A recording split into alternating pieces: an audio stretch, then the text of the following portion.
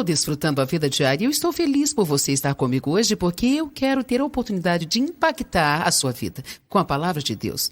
Estamos falando sobre influência e do poder da influência. E eu gostaria de dizer que você exerce uma influência bem maior do que você possa imaginar. E sabe, as nossas escolhas são muito, muito importantes, porque cada escolha que nós fazemos não somente nos afeta, como também afeta os outros. Eu creio que nós somos representantes de Deus aqui na Terra. Então, que tipo de influência você está sendo com a sua reputação? Eu coloco diante de ti vida e morte, e escolha a vida para que você e os seus descendentes possam viver.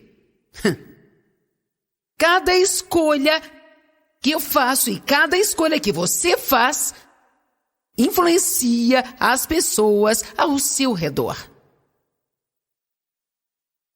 Você exerce mais influência do que você pensa.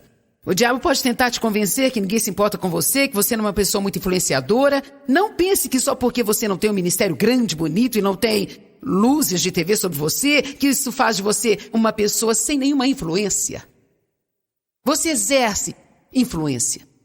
É possível que você influencie uma só pessoa na sua vida, mas e se você influenciar essa pessoa de uma forma bem positiva e essa pessoa influenciar 1 milhão de outras pessoas? Vamos pensar no professor de escola dominical do Billy Graham, que o levou para o Senhor. Que grande influência, amém?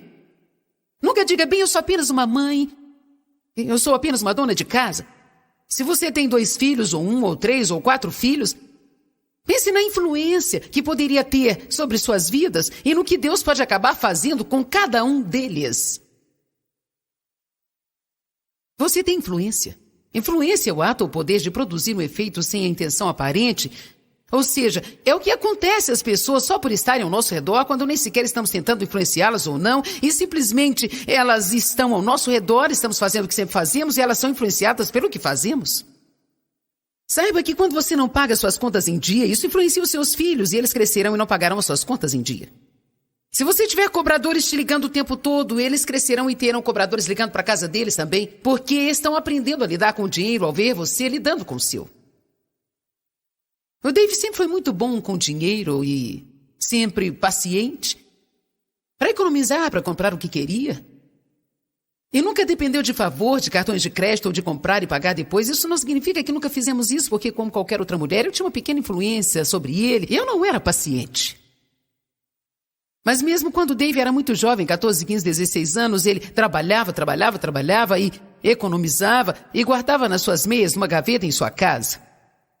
Então nós sempre falamos para ele que ele tem as suas meias no ministério e por causa de sua paciência e habilidade em lidar com o dinheiro sabiamente, nosso ministério nunca precisou gastar um único centavo com juros. Nos 20 anos de ministério nunca gastamos nenhum centavo com juros, nenhum sequer. Você tem ideia? Você tem ideia de quantos dólares puderam ir diretamente para o ministério porque nós não precisamos gastar dinheiro nenhum com juros? Eu não quero dizer que eu menosprezo algum ministério que tenha pedido empréstimos, mas eu só estou dizendo que ele tinha um dom e a habilidade nesta área. Eu não me lembro de nenhuma vez o Dave tentar pregar sobre dinheiro para os nossos filhos. Eu não me lembro dele ter sentado e dito, hoje nós teremos um seminário de como lidar com o nosso dinheiro. Mas todos os nossos 4 filhos já crescidos lidam muito bem com o seu dinheiro e eles pagam suas contas em dia. Eles não estão sempre por aí correndo atrás de pegar emprestado com alguém. Eles sentem muito fortemente a respeito de dízimo e de ofertas e de fazer a coisa certa com o seu dinheiro. E eles atribuem isso ao Dave. Simplesmente porque eles viram como ele lidava com o dinheiro. Você está entendendo o que eu digo? Não tem muito a ver com o que nós pregamos e o que dizemos, mas tem a ver com o que fazemos. Minha mãe estava sempre arrumadinha em sua maneira de vestir-se. E por causa disso, eu sempre fui do mesmo jeito. Minha mãe acordava todos os dias, penteava o cabelo, passava maquiagem, vestia uma combinação de roupas bem decentes, mesmo se ela estivesse indo limpar a casa apenas. Era assim que ela fazia. E sabe, eu nunca planejei fazer isso. Eu não tenho uma faixa dizendo, acorda e vista-se. Eu simplesmente faço isso. Eu me aventuro a dizer que em toda a minha vida, a não ser que eu estivesse doente, eu consigo me lembrar apenas de 2 dias da minha vida em que eu fiquei de pijama o dia inteiro, não usei maquiagem nenhuma e nem penteei o cabelo. Eu não estou menosprezando ninguém que faça desse jeito, não é isso que eu estou falando, mas eu estou dizendo que eu segui o exemplo dela, sabe? Eu nem reconhecia plenamente que tinha recebido essa influência dela. Seus filhos vão acabar fazendo muitas das coisas que eles veem você fazer e você acabará não gostando deles por causa das coisas que você os ensinou a fazer. Meu pai, por outro lado, também teve uma grande influência na minha vida. Ele era nervoso, controlador, manipulador. Ficava chateado toda vez que as coisas não eram do seu jeito. E eu comecei a me tornar igualzinho a ele. Mas Deus trabalhou comigo e eu venci isso. Nós estamos tendo uma grande influência sobre as pessoas. É maior do que possamos sequer imaginar. Alguém pode dizer amém? Uma coisa que influencia as pessoas mais do que tudo são as nossas palavras, nossas atitudes, nossas ações e comportamento. E as nossas escolhas. Cada escolha que fazemos, cada palavra que nós falamos, cada atitude que nós temos. Eu creio que nós podemos ensinar os filhos a ficarem calmos frente às adversidades, só de ficarmos calmos frente a elas. Mas se eles virem você ficar chateado toda vez que alguma coisa sair errado, eles também ficarão chateados toda vez que algo sair errado. Amém? Sua vida é uma mensagem. Queria que fosse uma mensagem do céu, mas é só um pedaço de papel.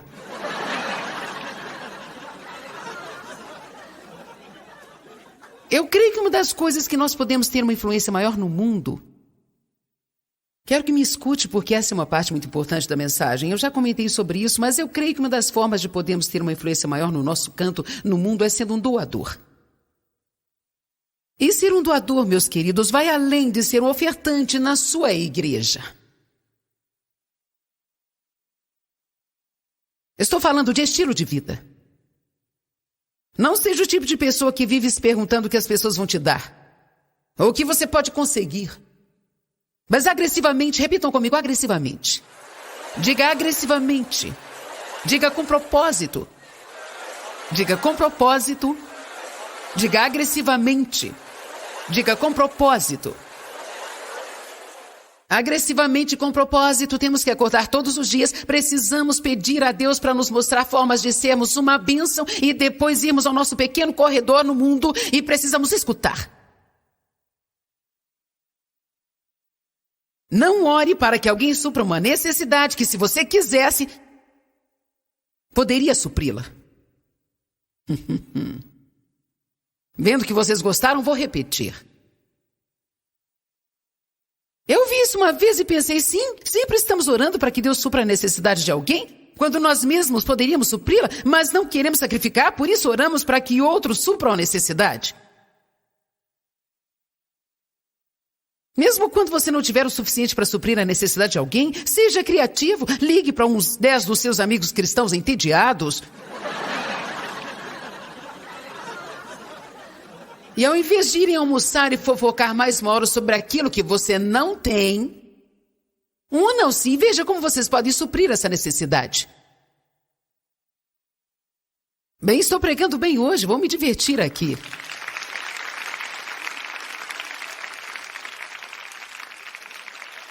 As pessoas aprenderam muito sobre a natureza de Deus ao observar o seu estilo de vida amável e doador. Você não precisará pregar, suas ações são uma pregação. Um certo homem disse, pregue em todo o tempo e, se necessário, use as palavras. Uma das mulheres que trabalha conosco agora, quando eu a encontrei, provavelmente há uns 10 anos atrás, eu fui ao seu salão para arrumar o meu cabelo. Me sentei na cadeira e eu não sabia que estava deixando-lhe impaciente porque era uma pregadora e ela vivia um estilo de vida ruim. Eu fui apenas gentil com ela, só fui legal e agradável. Eu não a condenei por viver com seu namorado, não a condenei por ter o entretenimento de participar de jogos, não a fiz sentir-se culpada pela minha tão aclamada espiritualidade. Eu orei por oportunidades e quando Deus abriu uma porta, eu dizia coisas para ela. Um dia eu disse para ela, deixa eu te fazer uma pergunta, você se sente bem morando com seu namorado sem ser casada com ele? Bem, não, eu sei que isso está errado. Ok, você tem sua resposta, eu não preciso pregar, você sabe que está errado. Mas quando você estiver pronta, posso ajudá-la a fazer algo a respeito? Você pode ter uma vida excelente. Pense em como suas atitudes estão influenciando o seu filho, E eu continuei sendo gentil com ela. Eu levei um casaco para ela, ela ficou muito admirada nesse dia. Eu lhe dava boas gorjetas e eu lhe dava um cartão presente de vez em quando para ela comer fora. Eu queria ajudá-la. E demorou 2 anos. Algumas vezes você precisa estar disposto a investir algum tempo. Então demorou 2 anos. Eu a convidei para uma conferência. Ela veio e ficou muito espantada porque ela nunca tinha presenciado aquilo e ela tinha um monte de perguntas quando eu voltei lá. Gente, eu senti uma coisa que nunca senti antes. Nossa, foi demais, eu não sei o que foi aquilo. Eu senti uma coisa, um calor. Nossa, foi algo incrível. Eu fiquei apavorada lá, sabe?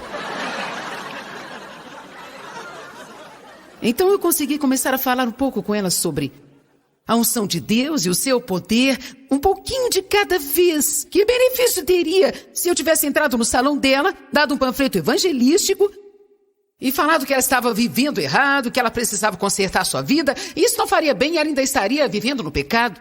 Nós precisamos estar dispostos a sair por aí, investir um pouco de tempo e apenas ser o que nós somos e deixar as pessoas verem alguma coisa que elas queiram e tenham fome pelo que nós temos de Deus.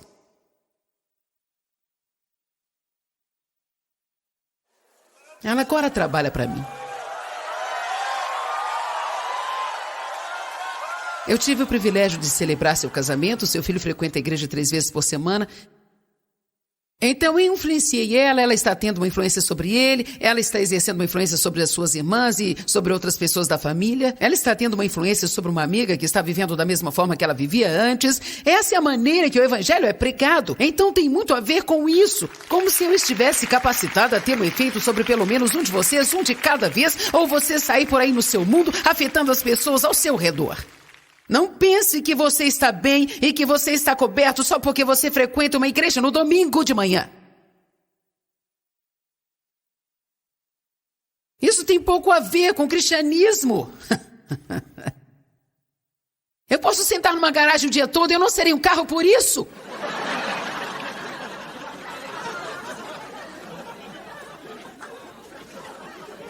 Tem pessoas que frequentam a igreja 3 vezes por semana e não necessariamente isso significa que estão agradando a Deus ou estão fazendo algo frutífero com suas vidas ou que estão tendo uma influência positiva sobre outra pessoa. Para falar a verdade, algumas são como eu era antes. Eu estava fazendo um monte de coisas.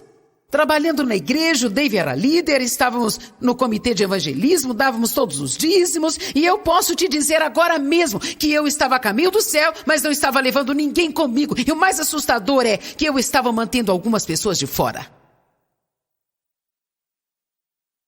Esteja no meio do seu mundo e seja um doador. Encontre necessidades para suprir, pequenas ou grandes. Sacrifique para supri-las e com o melhor que você puder, sem fazer nenhum barulho, faça algo.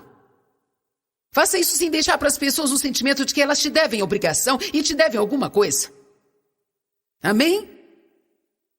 Não faça algo por alguém e depois de 10 minutos peça para ela ir à igreja com você no domingo.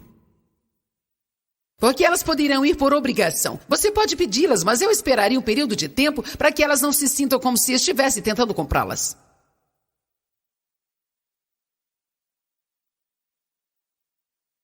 Tem uma menina que está fazendo minhas unhas e eu a escuto. Eu aprendi a ouvir as pessoas e aprendi a fazer perguntas.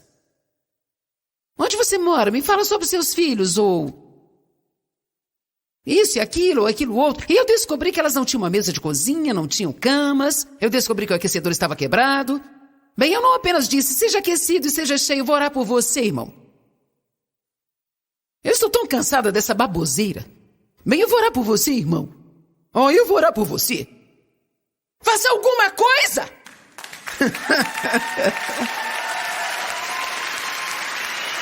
Tem o tempo de orar, mas tem o tempo de termos ação. Bem, sabe, se eu tivesse mais dinheiro, eu poderia te ajudar. Não, faça algo com o que você tem agora. Sacrifique um pouco e não compre para si aquele brinquedo novo que você ia comprar, talvez para usar nesta estação. Semeie uma semente e veja que Deus te dará mais do que você jamais poderia alcançar. Amém? Seus filhos e as pessoas que estão ao seu redor observando você ser um doador ficarão impactadas As palavras eu te amo são vazias quando não existe ação para apoiá-las. Abre em Gálatas 6:10. Que tipo de influência você está tendo no seu mundo? Será que você está deixando as pessoas com sede para ter um relacionamento com Deus apenas observando a sua vida? Alguns pensam, eu vim aqui receber uma bênção não para receber no sermão. Querido, você não sabe o tipo de bênção que eu estou tentando te dar agora. Você não tem ideia de como a sua vida poderia mudar se você simplesmente superasse a si mesmo. Gálatas 6:10 trouxe uma grande mudança de vida para mim. Eu sempre leio o versículo 9. Não canseis de fazer o bem, porque em tempo oportuno colherás se não desfalecerdes. E eu estava prestando mais atenção a se eu não desistir, eu colherei. Se eu não desistir, receberei o que eu quero. Mas se eu não desistir, receberei o que quero. Se eu não desistir, receberei o que quero. Se não desistir, receberei o que eu quero. Se eu não desistir... Mas eu nunca prestei atenção no não vos canseis de fazer o bem. Eu até prestei atenção ao não vos canseis, mas eu não prestei atenção o suficiente para fazer o bem. Não vos canseis de fazer o bem. De fazer o bem. Porque em tempo oportuno colherás se não desfaleceres. Eu não posso colher sementes que eu nunca plantei. Não vos canseis de fazer o bem, porque em tempo oportuno colherás se não desfalecerdes. Então significa, vamos dizer o que vamos dizer no verso 10 por causa do que foi dito no 9. Então, quando uma oportunidade, uma ocasião nos for dada, façamos o bem moralmente para todas as pessoas, não somente sendo útil e agradável para elas, mas também fazendo o que é bom para o seu bem espiritual. Agora veja isso. Preocupem-se em ser uma bênção, principalmente para aqueles da família da fé, aqueles que pertencem à família de Deus com você, os cristãos. Então, preocupem-se significa ocupe a sua mente completamente com maneiras de você ser uma bênção. Comece com os cristãos, mas não pare por aí. Outros cristãos que você conhece são a sua família.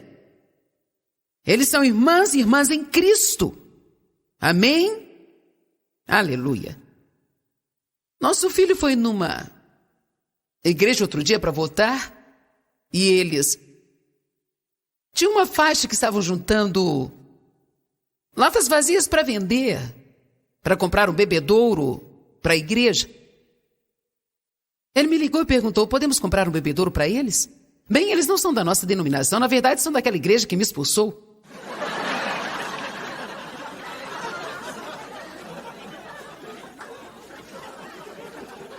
Então poderia ter dito, bem, não vou ajudá-los. Mas eu pensei, quer saber? Eu estou tão grata que eu não precise vender latinhas para o meu escritório. Então a melhor coisa que eu poderia fazer é responder a essa necessidade dizendo, ei, nós ficaríamos felizes em comprar um bebedouro para vocês. E dessa forma nós podíamos ser uma bênção para aquela denominação que me expulsou da comunhão tão educadamente assim, ó.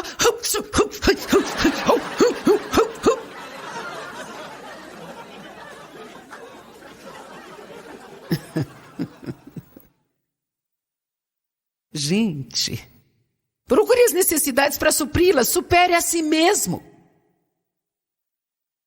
Eu provavelmente prego essa mensagem de alguma forma uma vez a cada 2 meses e não pretendo me calar porque esse é um dos maiores problemas que nós temos. Quantos concordam comigo que você não estaria infeliz se parasse de pensar apenas em você? Não estou falando a verdade? Você não ficaria infeliz?